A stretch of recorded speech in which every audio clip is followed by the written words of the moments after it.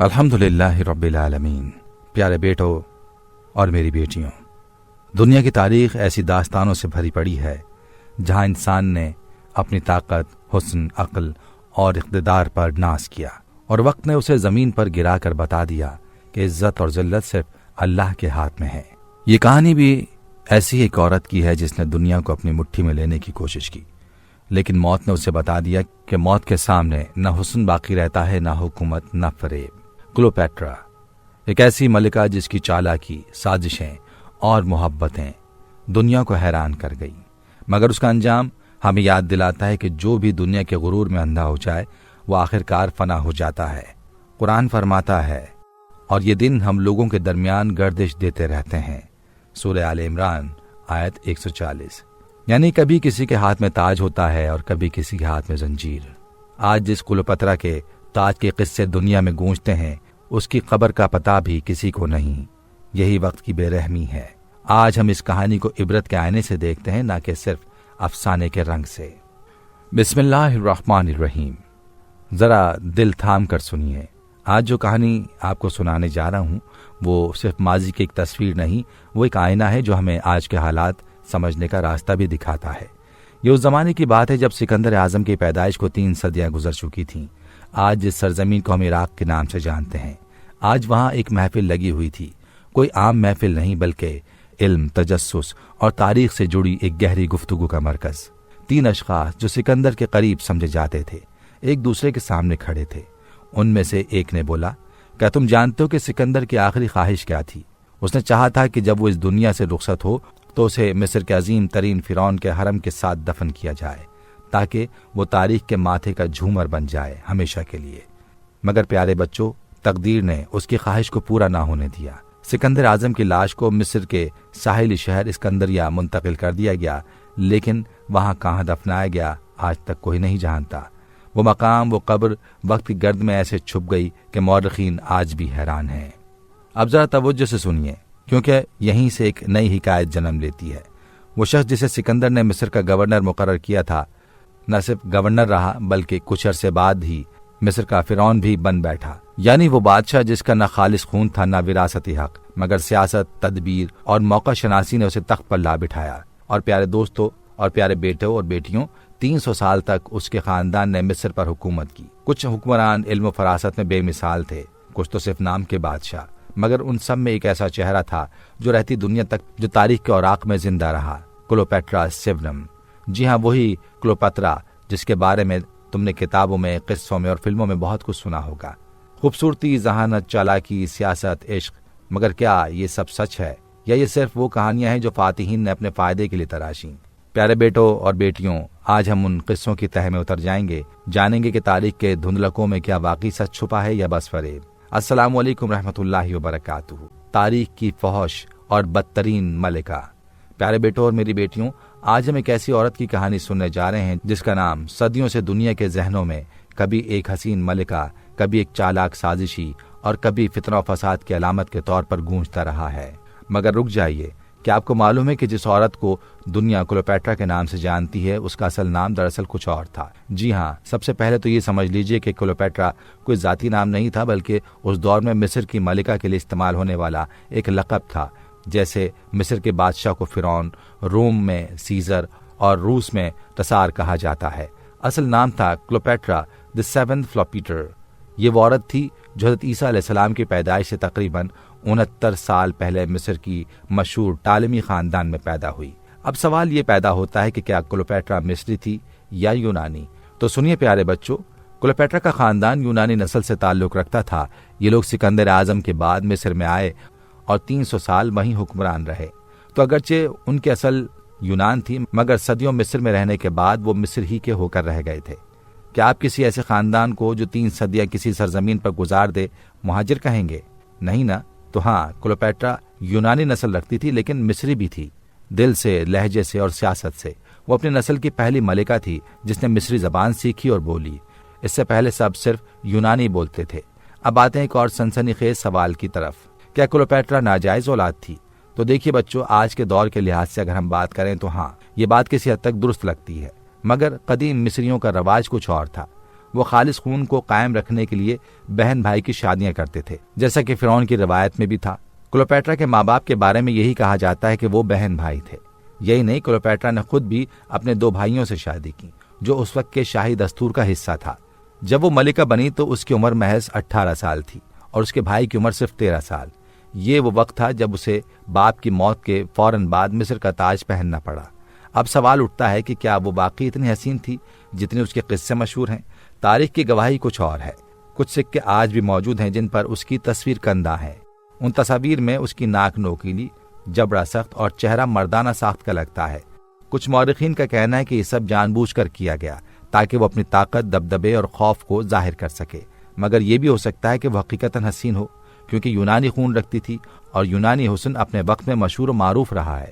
پیارے بیٹوں اور بیٹیوں، تاریخ صرف وہ نہیں جو کتابوں میں لکھی ہو، بلکہ وہ ہے جو دلوں پر اثر چھوڑ جائے، اور کلیوپیٹرا کی شخصیت بلا شبہ ایسی ہی داستان ہے جو حسن، سازش، عشق اور اقتدار کے گہرے رنگوں سے بنی گئی ہے۔ بعض مورخین لکھتے ہیں کہ کلیوپیٹرا کی سب سے پر اثر چیز اس کا حسن نہیں بلکہ اس کی آواز، اس کا انداز گفتگو اور دل موہ لینے والی ادائیں تھیں۔ وہ بات کرتے ہوئے ایسے دل میں اتر جاتی تھی جیسے پانی پیاسے گلے سے۔ اسے لوگوں کے مزاج سمجھنے، ان پر اثر ڈالنے، ان کی کمزوریوں کو پہچاننے کا ہنر آتا تھا، اور یہی ہنر اس کی سب سے بڑی طاقت بن گیا۔ پھر وقت آیا جب شہنشاہ روم جولیس سیزر مصر پہنچا۔ اس وقت کلیوپیٹرا اور اس کے بھائی کے درمیان خانہ جنگی چھڑی ہوئی تھی۔ کلیوپیٹرا چاہتی تھی کہ وہ سیزر سے ملاقات کرے، مگر اسے خطرہ تھا کہ اس کا بھائی اس ملاقات کو روکے گا۔ پیارے بچوں، یہاں اس نے وہ چال چلی جس نے اسے تاریخ میں زندہ رکھا۔ اس نے خود کو ایک قالین میں لپیٹ دیا، جی ہاں، سچ مچ ایک قالین۔ اس کے وفادار خادم اس قالین کو لے کر سیزر کے خیمے تک پہنچے۔ راستے میں کسی کو معلوم نہ ہوا، اور جب قالین سیزر کے سامنے کھولا گیا تو رومن شہنشاہ حیرت سے دیکھتا رہ گیا کہ مصر کی ملکہ اس شان سے، اس جرت سے اس کے سامنے کھڑی ہے۔ اور یہی وہ لمحہ تھا جب سیزر کو کلیوپیٹرا کا گرویدہ بنا دیا۔ یہی وہ لمحہ تھا جس نے سیزر کو کلیوپیٹرا کا گرویدہ بنا دیا تھا۔ مگر قصہ یہی ختم نہیں ہوتا۔ جب وہ مارک اینٹنی سے ملنے گئی تو وہ سونے کی بنی کشتی میں سوار تھی۔ کشتی کے چپو چاندی کے تھے۔ کلیوپیٹرا خود یونانی دیوی کی طرح سجی ہوئی تھی۔ خدمتگار فرشتوں کی مانند لباس پہنے اسے پنکھا جھل رہے تھے۔ ایسے منظر دیکھ کر مارک اینٹنی گویا اپنے ہوش کھو بیٹھا، اور وہ صرف کلیوپیٹرا کے حسن کی نہیں، اس کے اثر میں، اس کی چالاکی میں، اس کے انداز میں قید ہو چکا تھا۔ یہ بات ماننی پڑے گی کہ قدرت نے کلیوپیٹرا کو نہ صرف دلکش شخصیت دی تھی بلکہ بے حد ذہانت بھی دی تھی۔ وہ صرف حسین نہیں تھی، وہ ایک قابل حکمران بھی تھی۔ تاریخ بتاتی ہے کہ وہ 7 زبانیں بولتی تھی، ریاضی، فلسفہ اور فلکیات کی تعلیم حاصل کی۔ وہ مصر کی شاندار لائبریریوں میں خود مطالعہ کرتی تھی۔ اس کا 22 سالہ دور حکومت مصر کا ایک اہم، خوشحال اور سنہرا دور کہلاتا تھا۔ جب قحط آیا تو اس نے اپنے لوگوں پر سے ٹیکس ہٹا دیے، انہیں مفت غلہ فراہم کیا۔ یہی نہیں، روم کی سلطنت کے مختلف دھڑے اس سے مدد مانگا کرتے تھے، یعنی وہ بین الاقوامی سیاست کی ایک با اثر طاقتور حکمران بن چکی تھی۔ لیکن ہر طاقت کے پیچھے ایک سایہ بھی ہوتا ہے، اور کلیوپیٹرا کا سایہ تھا اقتدار کی ہوس۔ بادشاہت کی ایک پرانی روایت ہے کہ تخت بچانے کے لیے خون بہانا جائز سمجھا جاتا تھا۔ کلیوپیٹرا نے بھی ایسا ہی کیا۔ وہ بچپن ہی میں اپنے بھائی سے شادی کے ذریعے حکومت میں شریک بن گئی تھی، لیکن اسے پورا اقتدار چاہیے تھا۔ چنانچہ اس نے اپنے بھائی کے خلاف جنگ چھیڑ دی۔ یہ جنگ صرف ایک خاندانی جھگڑا نہیں رہی، بلکہ سیزر جیسے عالمی شہنشاہ کی حمایت بھی کلیوپیٹرا کو مل گئی۔ اس کی ایک وجہ یہ بھی تھی کہ سیزر کا حریف پمپئی شکست کھا کر مصر میں پناہ لینے آیا۔ کلیوپیٹرا کے بھائی نے اسے پناہ دی، لیکن کچھ ہی دیر بعد وہ قتل ہو گیا۔ تاریخ میں اس قتل کا الزام بھی کلیوپیٹرا کے بھائی پر ہے، اور بعض مورخین کا کہنا ہے کہ پمپئی کو اس کے اپنے لوگوں نے مارا تھا، لیکن فائدہ صرف ایک کو ہوا، اور وہ تھی کلیوپیٹرا۔ پیارے بیٹوں اور میری بیٹیوں، کہانی اب ایک ایسے موڑ پر آ چکی ہے جہاں تخت، تاج، خون اور سیاست ایک دوسرے میں گڈمڈ ہو چکے ہیں۔ جولیس سیزر، روم کا عظیم ترین سپہ سالار، جب مصر آیا تو کلیوپیٹرا نے اپنی دانائی اور دل فریبی سے اسے اپنا ہمنوا بنا لیا۔ لیکن جب اس نے سنا کہ اس کا مخالف پمپئی یہاں قتل کر دیا گیا ہے تو بجائے خوش ہونے کے وہ مصر کے حکمران یعنی کلیوپیٹرا کے بھائی سے شدید ناراض ہو گیا۔ یہ وہ لمحہ تھا جسے کلیوپیٹرا نے ایک شاندار موقع میں بدل دیا۔ اس نے سیزر سے اتحاد کر لیا اور پھر اپنے تمام مخالفین کا صفایا کر ڈالا۔ اس خانہ جنگی میں کلیوپیٹرا کا بھائی دریائے نیل میں ڈوب کر ہلاک ہو گیا، اور یوں کلیوپیٹرا نے ایک بار پھر اقتدار کو اپنے ہاتھ میں مضبوطی سے تھام لیا۔ پھر اس نے اپنی سیاست، روایات کو برقرار رکھتے ہوئے اپنے چھوٹے بھائی سے شادی کی، اور کچھ ہی عرصے بعد اسے بھی راستے سے ہٹا دیا۔ اس کی چھوٹی بہن جو ایک موقع پر اس کے خلاف تخت کی دعویدار بنی، کلوپیٹرا نے اسے بھی قتل کروا دیا۔ پیارے بیٹوں اور بیٹیوں، یہ سب ظالمانہ لگتا ہے مگر یہ اس وقت کا دستور تھا۔ سلطنتوں میں وہی تاج پہنتا تھا جو اپنی راہ کے سب پتھروں کو ہٹا دیتا تھا۔ اب سوال یہ بھی اٹھتا ہے کہ کیا جولیس سیزر کے قتل میں کلوپیٹرا کا کوئی کردار تھا؟ تو سنیے۔ جولیس سیزر جو رومن ریپبلک کا آخری عظیم حکمران تھا، اس کی مدد سے کلوپیٹرا نے مصر میں اپنا اقتدار بحال کیا تھا۔ دونوں کی شادی تو کبھی نہ ہوئی لیکن وہ ساتھ رہتے تھے اور ان کے تعلق سے ایک بیٹا بھی پیدا ہوا جسے تاریخ میں سیزیرین کے نام سے یاد کیا جاتا ہے۔ اب یہ تعلق روم کے اشرافیہ کو برداشت نہ تھا۔ انہیں لگتا تھا کہ سیزر کلوپیٹرا کے اشاروں پر ناچ رہا ہے۔ کلوپیٹرا کا روم آنا، سیزر کے ساتھ رہنا اور پھر سیزر کی خود مختاری، یہ سب روم کے سیاستدانوں کے لیے ناقابل برداشت بن چکا تھا۔ ان کے دل میں خوف تھا کہ جب کلوپیٹرا اور سیزر کا بیٹا بڑا ہوگا تو وہ کہیں روم کی سلطنت پر قبضہ نہ کر لے، اور سب سے بڑی بات یہ ہے کہ روم کے اشرافیہ عورت کی حکمرانی کو کبھی قبول نہیں کر سکتی تھی۔ چنانچہ 44 سال قبل مسیح رومن سینیٹرز نے ایک خونی سازش رچائی اور جولیس سیزر کو قتل کر دیا۔ تاریخ دانوں کا ماننا ہے کہ اس قتل کی ایک بڑی وجہ کلوپیٹرا سے نجات حاصل کرنا بھی تھی۔ اب کلوپیٹرا کے لیے روم میں رہنا خطرناک ہو گیا تھا۔ اسے اپنے بیٹے سیزیرین کے قتل کا بھی خدشہ تھا، لہٰذا وہ چپکے سے مصر واپس لوٹ گئی۔ مگر پیارے بچوں، یہاں بھی کلوپیٹرا کے جادو کا اثر کم نہ ہوا۔ جس روم کی اشرافیہ اسے ناپسند کرتی تھی، اسی روم کی عورتیں اس کے حسن و جمال، لباس اور اس کے انداز کی دیوانی ہو گئیں۔ کلوپیٹرا کا ہیئر اسٹائل، اس کے زیورات، اس کے لباس، روم کی خواتین نے سب کچھ اپنا لیا۔ وہ کلوپیٹرا جو سیاست میں زہر تھی، فیشن میں ایک آئیکن بن چکی تھی۔ پیارے بیٹوں اور بیٹیوں، کہانی اب اپنے آخری اور سب سے جذباتی مراحل میں داخل ہو چکی ہے۔ اب وہ لمحے سامنے آ رہے ہیں جو محبت، غرور، شکست اور موت سب کچھ ایک ساتھ کلوپیٹرا کی زندگی کا حصہ بن جاتے ہیں۔ ایک زمانہ تھا جب روم میں ہر عورت کلوپیٹرا کی طرح بننا چاہتی تھی۔ اس کا لباس، اس کا زیور، اس کی زلفوں کی بناوٹ، اس کی آنکھوں کا کاجل، سب کچھ فیشن بن چکا تھا۔ کلوپیٹرا روم سے چلی گئی مگر روم کی عورتیں کلوپیٹرا کے فیشن میں جیتی رہیں۔ اس کی شہرت کا عالم یہ تھا کہ بہت سی رومن خواتین کے مجسمے بھی کلوپیٹرا جیسے بنائے گئے، یعنی نہ صرف دلوں بلکہ سنگ مرمر پر بھی وہ راج کرتی تھی۔ پیارے بچوں، کلوپیٹرا کا سفر اب اس مقام پر آ چکا تھا جہاں سیاست اور عشق آپس میں گتھم گتھا ہونے لگے تھے۔ جولیس سیزر کی موت کے بعد روم میں کئی سیاسی دھڑے بن گئے تھے۔ ایک مضبوط دھڑا مارک اینٹنی کا تھا جو سیزر کا قریبی ساتھی رہا تھا، مگر ہوا کچھ یوں کہ جیسے سیزر کلوپیٹرا کے عشق میں قید ہوا، ویسے ہی مارک اینٹنی بھی کلوپیٹرا کا دیوانہ بن گیا۔ کلوپیٹرا بھی اینٹنی سے محبت کرنے لگی اور دونوں نے شادی کر لی۔ ان کے 3 بچے بھی پیدا ہوئے، مگر حیرت کی بات یہ ہے کہ محبت کم نہیں ہوئی بلکہ اور گہری ہوتی گئی۔ دونوں شراب نوشی اور آزاد طرز زندگی کے دلدادہ تھے۔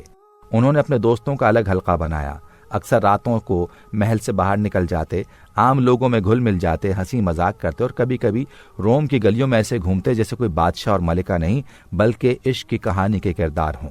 پیارے بچوں، یہ بات بہت کم لوگ جانتے ہیں کہ کلوپیٹرا ایک کامیاب بحری کمانڈر بھی تھی۔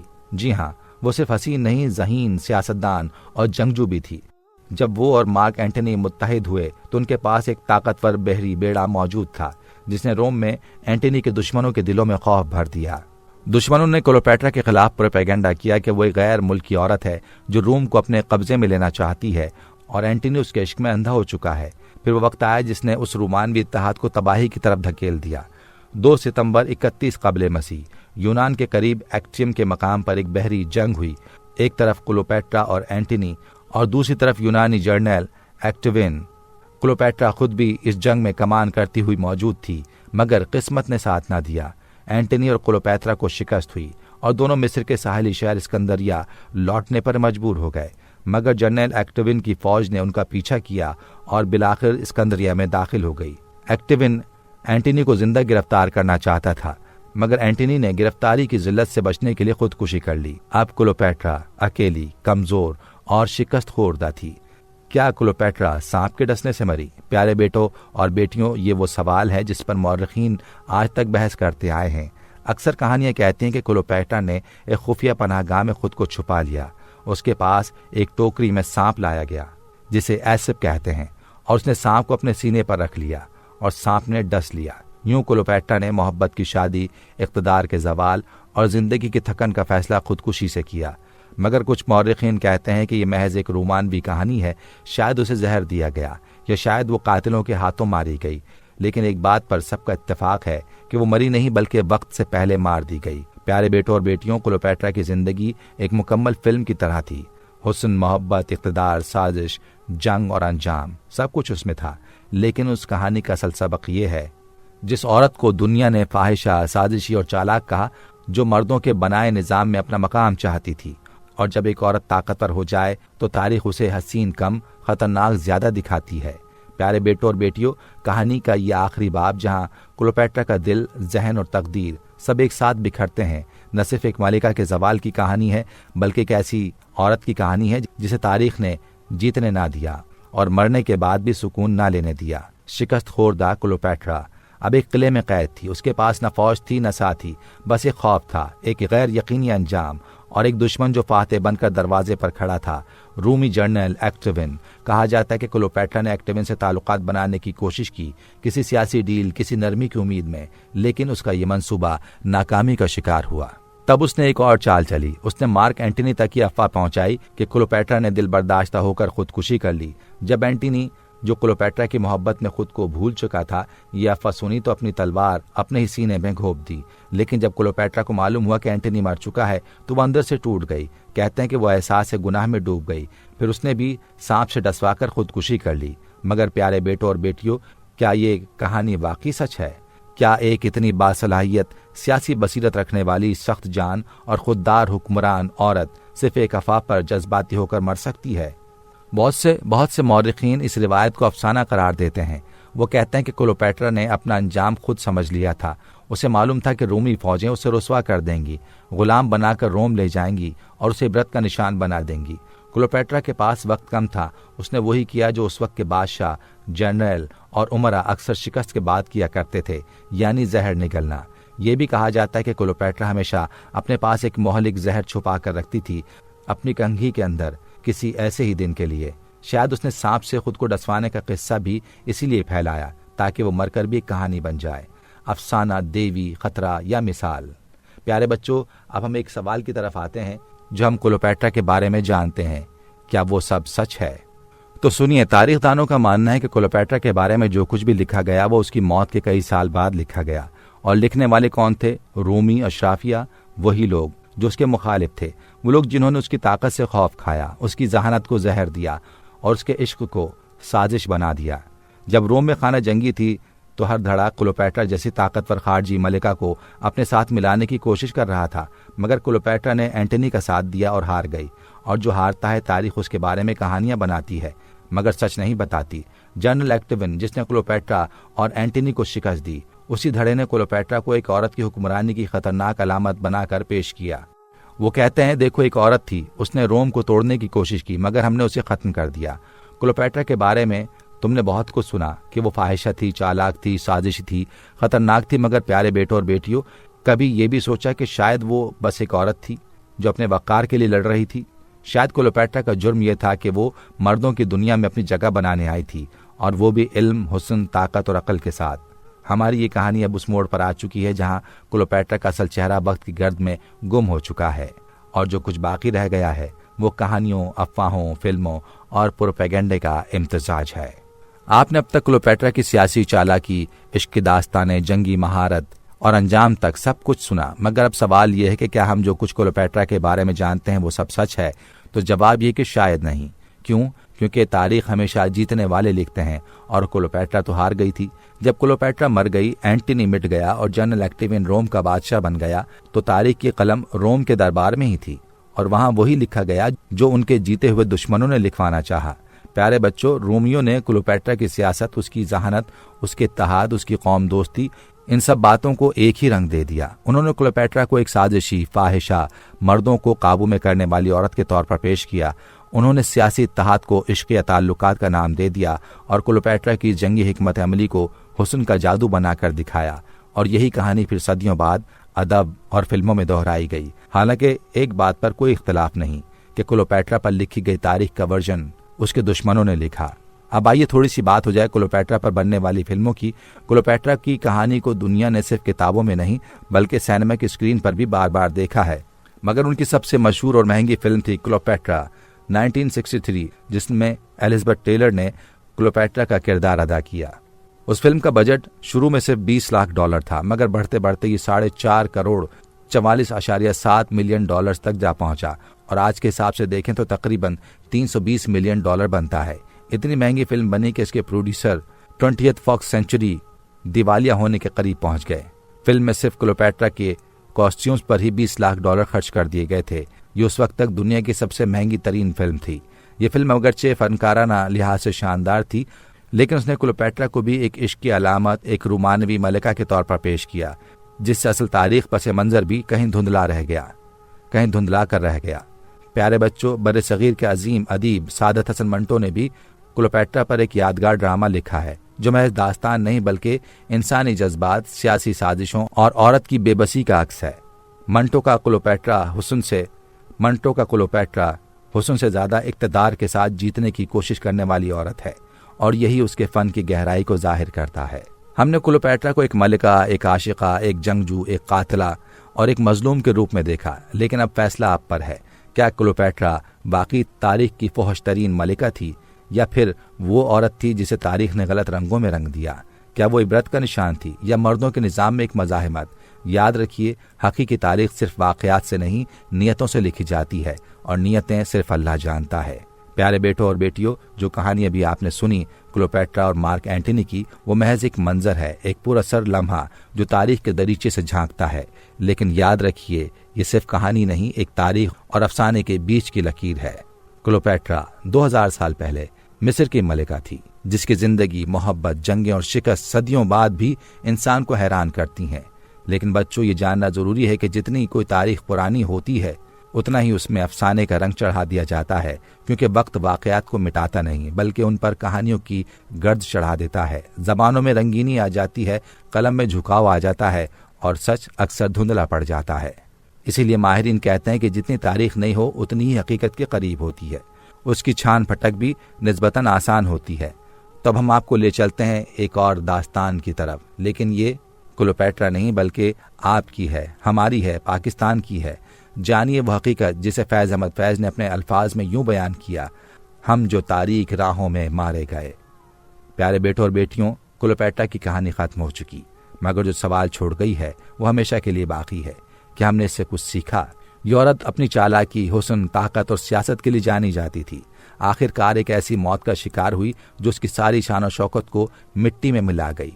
कुरान हमें बार बार बताता है, कुल्लू नफ्सिन ज़ायक़तुल मौत, हर नफ्स को मौत का जायका चखना है, चाहे वो क्लोपेट्रा जैसी मलिका ही क्यों ना हो, या एक मामूली इंसान। अल्लाह की अदालत में सब बराबर पेश होंगे। क्लोपेट्रा का अंजाम हमें ये सबक देता है कि दुनिया की आर्जी ताकत, शोहरत और फरेब कभी किसी को दवाम नहीं दे सकते। जिसने दुनिया के पीछे दौड़ लगा दी, वो कभी आखिरत की मंजिल नहीं पा सकता। अल्लाह ताला कुरान में फरमाता है, जिस दिन न माल काम आएगा न औलाद, सिवाय उसके जो अल्लाह के हुजूर पाक दिल लेकर आए। सूरह शौरा आयत 88-89। तो आइए इस कहानी को सिर्फ एक तारीखी किस्सा ना समझें, बल्कि अपनी जिंदगी की राह में एक निशानी, एक आईना और एक इबरत का चराग बनाएं। यही असल मकसद है कि हम माजी से सबक सीखें, हाल को संवारें और आखिरत की तैयारी करें। अल्लाह हमें दुनिया के धोखे से महफूज रखे और वो बसीरत अता करे जो हमें हक और बातिल के दरमियान फ़र्क दिखा सके। आमीन या रब्बुल आलमीन। अस्सलामु अलैकुम रहमतुल्लाहि व बरकातुहू।